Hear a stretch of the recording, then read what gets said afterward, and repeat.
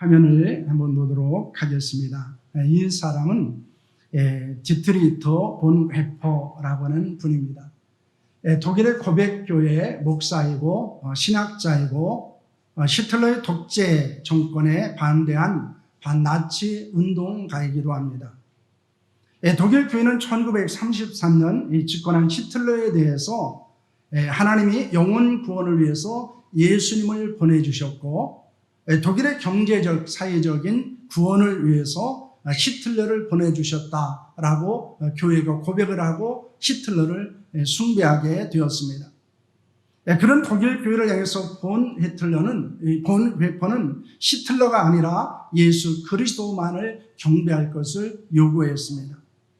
또한 회개 없는 값싼 복음에서 벗어나서 값싼 복음, 즉 회개의 열매를 맺는 복음 안에서 살아갈 것을 요구하게 되었습니다.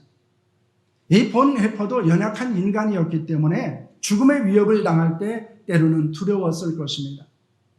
하지만 그는 그리스도인으로서의 신앙과 그리고 양심을 지키게 됩니다.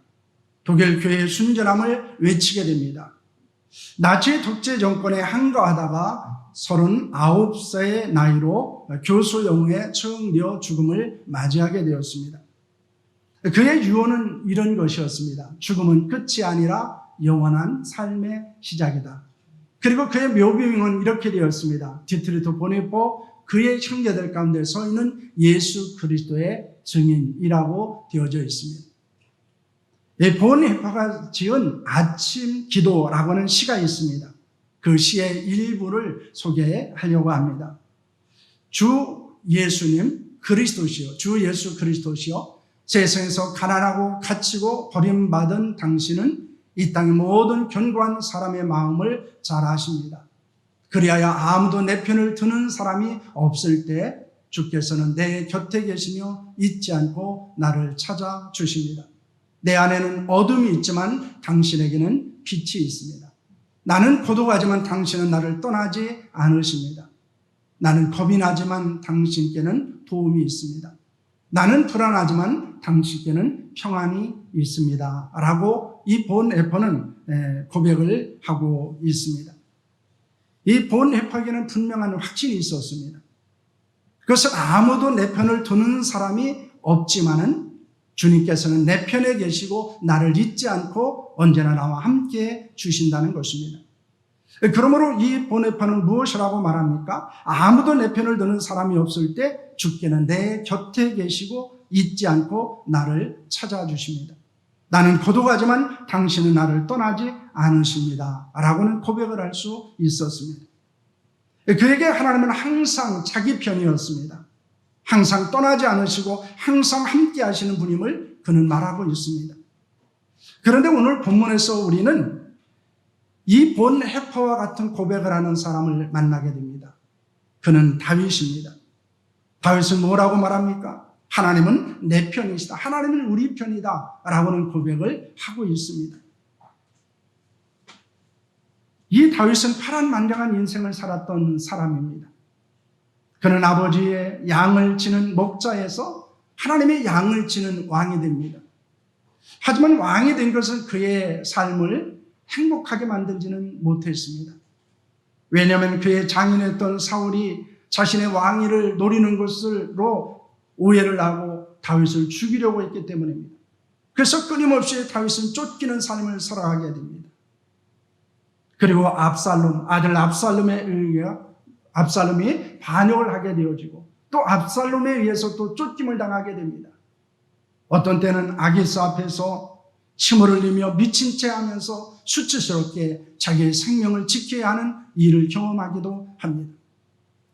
그러면서도 이 다윗이 낙심하거나 절망하지 않았던 것은, 그리고 그가 환난과 역경을 이길 수 있었던 것은 무엇에 있었습니까? 하나님은 언제나 내 편이라는 것입니다. 하나님은 나를 떠나지 않고 나를 버리지 않고 언제나 하나님은 나와 함께 하신다고는 믿음을 가지고 있었기 때문이었습니다. 그렇기 때문에 이스라엘 백성들을 향해서 이 다윗은 매우 심각한 질문을 합니다. 1절은 이렇게 말합니다. 이스라엘은 이제 말하기를 여호와께서 우리 편에 계시지 아니하였더라면 우리가 어떻게 하였으랴 라고는 말씀을 하고 있습니다. 이 말은 이런 말입니다. 이스라엘아, 말해보아라. 만일 하나님께서 우리 편이 아니었다면 우리는 어떻게 되었겠니? 라고 질문하고 있는 것입니다.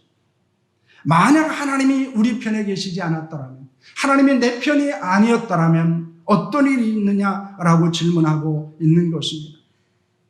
우리도 이 질문을 던지며 오늘 다윗의 고백에 대해서 함께 말씀을 나누려고 합니다. 만약 하나님이 다윗의 편에 계시지 않았더라면 어떤 일이 있었습니까? 첫째는 전쟁에서 패해 죽었을 것입니다. 2절과 3절 말씀입니다. 사람들이 우리를 치러 일어날 때 여호와께서 우리 편에 계시지 아니하였더라면 그때 그들의 노여움이 우리에게 맹렬하여 우리를 산채로 삼켰을 것이며 라고 말하고 있습니다. 다윗은 수많은 전쟁을 치렀습니다. 때로는 죽음의 위기를 만나기도 했습니다. 그런 다윗은 지난날을 회고하며 하나님이 자기의 편에 계시지 않았더라면 어떻게 되었을까라고 질문하고 있습니다. 과연 그렇게 많은 전쟁에서 승리할 수 있었을까?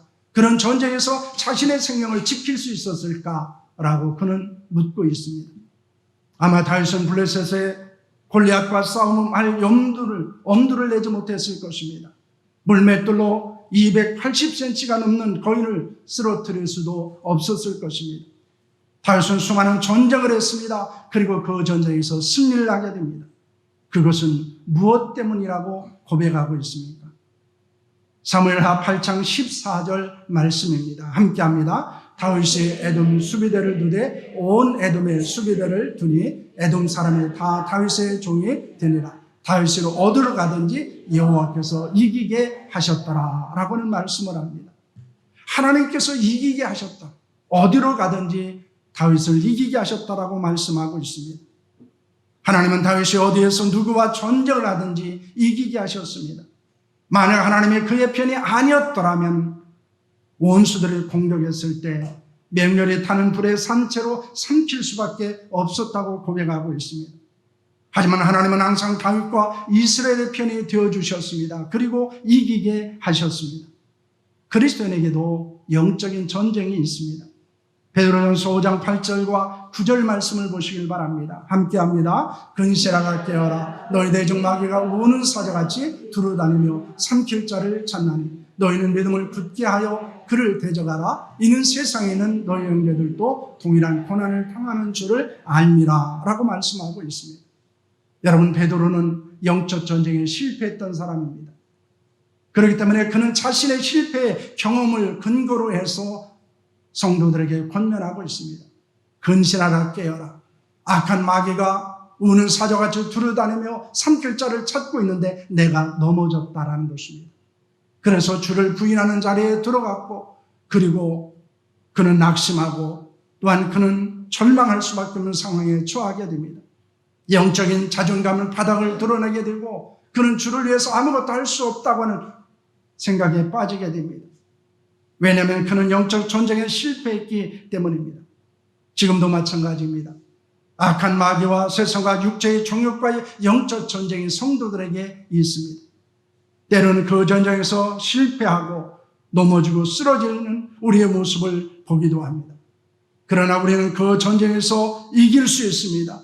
악한 원수인 마귀와 세상과 육체의 종욕과의 전쟁에서 승리할 수 있습니다. 왜냐하면 하나님이 우리의 편이 되어주시기 때문입니다.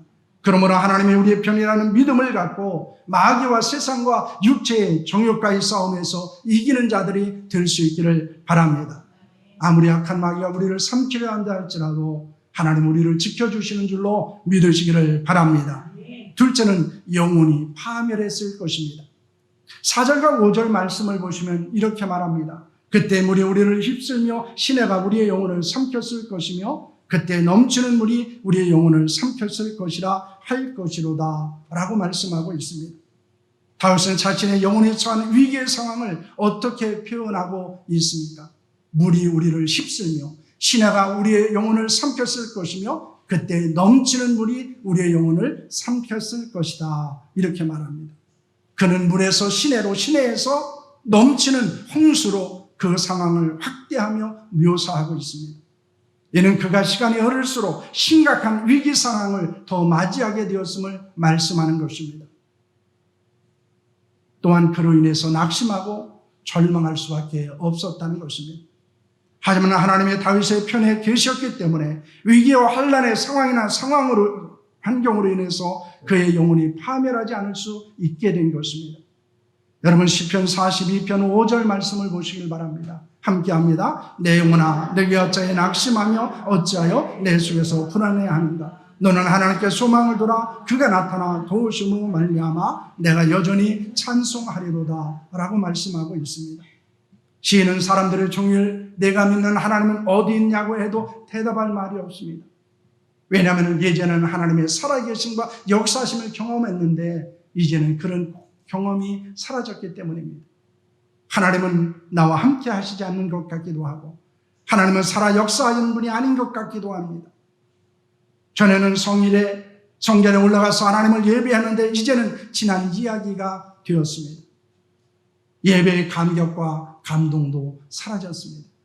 영혼은 메말라 있었습니다.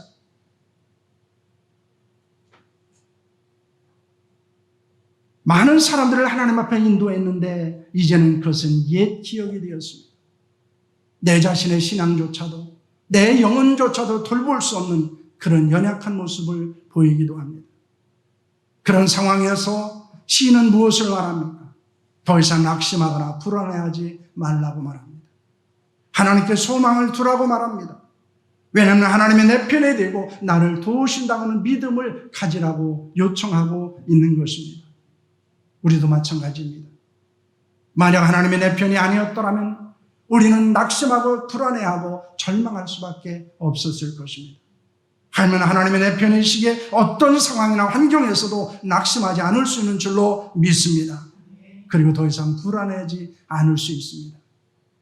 우리의 영혼이 하나님에 대한 분명한 믿음이 있다면, 그리고 하나님이 언제나 내 편에 계셔서 나를 떠나지 않고 나를 붙들어 주시고 나와 함께 하시고 나를 이기게 하신다고 하는 믿음을 갖고 있다면 우리는 그 어떤 상황과 환경도 극복할 수 있는 줄로 믿습니다.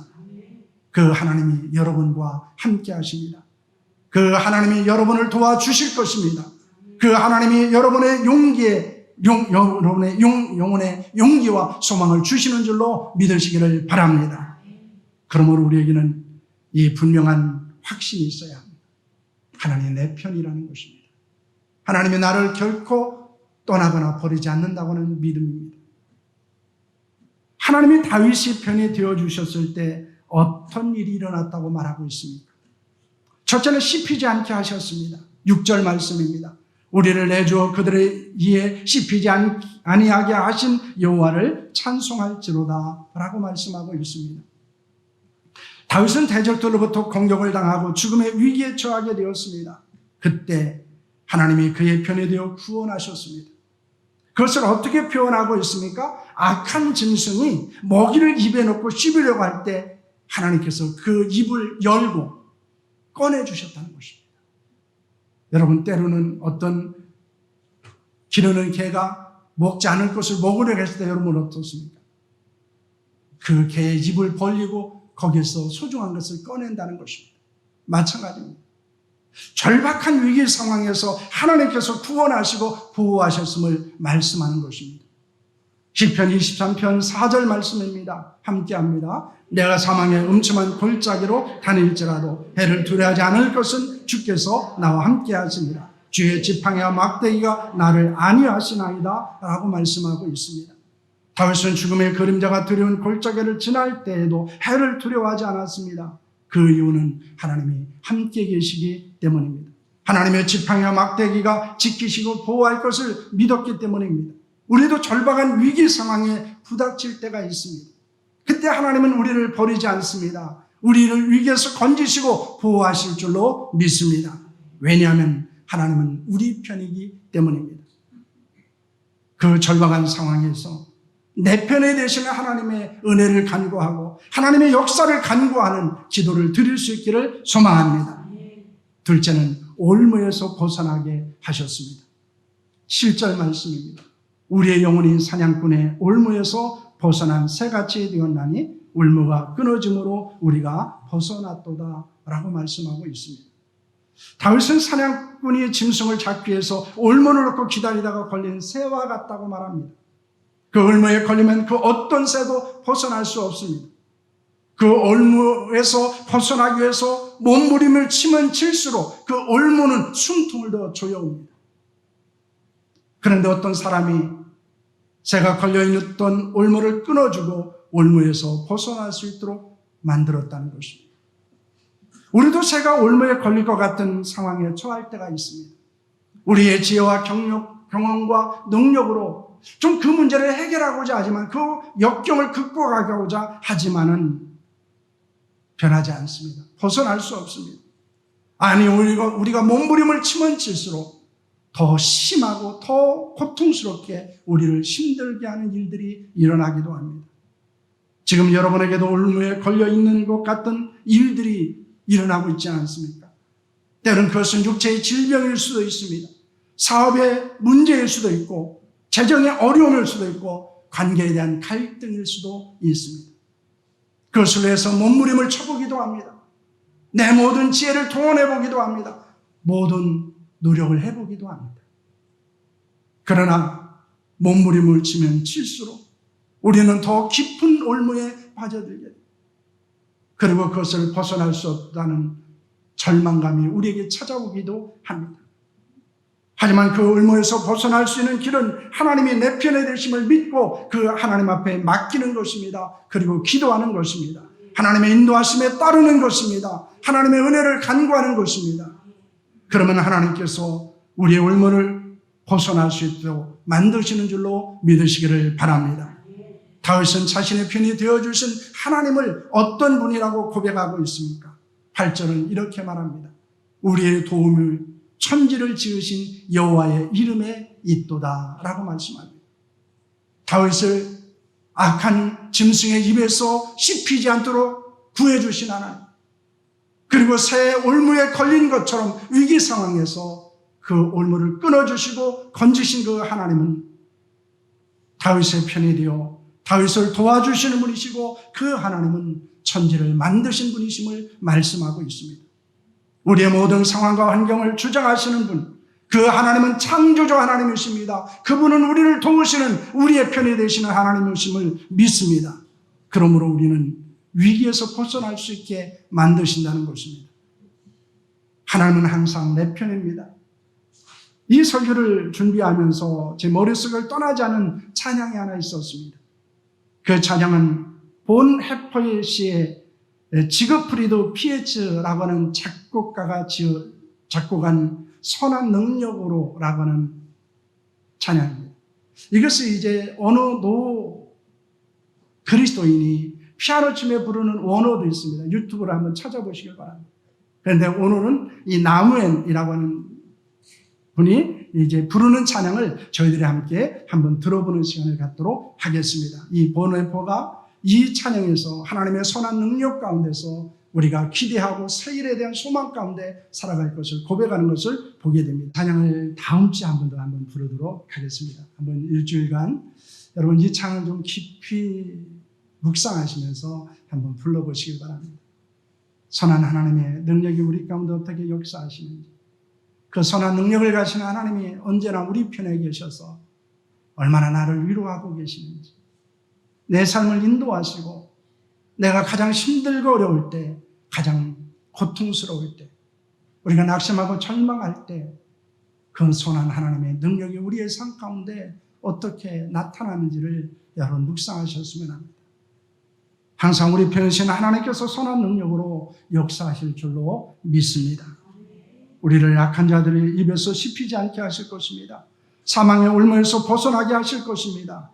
절박한 위기 가운데 간절한 기도를 드리게 하시고 우리를 그 위기 가운데서 절박한 상황에서 구원해 주실 것입니다. 창조자 하나님은 언제나 내 편에 되셔서 우리를 도와주실 것입니다. 이 세상을 살아가며 가장 큰 위로와 격려와 용기가 되는 것은 무엇입니까? 누군가 내 편이 되어준다는 것입니다. 그런데 남편은 내 편이 아닙니다. 남의 편입니다. 그런데 하나님은 우리의 편이 되어주십니다. 하나님은 나를 이해하십니다. 나를 떠나지 않습니다. 나를 버리지 않습니다. 언제나 나와 함께 하십니다. 그러므로 우리는 다시 일어날 수 있습니다. 다시 소망을 가질 수 있습니다. 그리고 우리는 믿음의 길을 갈 수 있습니다. 다윗은 고백합니다. 하나님이 만약 우리 편이 아니었더라면, 우리는 이런 고백을 드릴 수 있습니다. 만약 하나님이 내 편이 아니었더라면 나는 어떻게 되었을까? 나는 어떤 상황에 처했을까? 지금 나는 어떤 모습으로 살아가고 있을까? 이것은 우리의 인생에 던지는 매우 중요한 질문입니다. 그 질문 가운데 우리에게는 답이 있습니다. 그것은 하나님이 언제나 내 편이셨다는 것입니다. 하나님은 언제나 우리 편이셨다는 것입니다. 그래서 우리를 다시 일으켜 세우셨고 낙심 가운데 소망을 주셨고 그리고 우리의 삶을, 우리의 신앙을 포기하지 않도록 우리를 붙들어 주셨다는 것입니다. 그 하나님이 내 편이십니다. 그 하나님이 우리 편이십니다. 그러므로 우리도 누구의 편이 되어야 합니까? 하나님의 편이 되어야 합니다.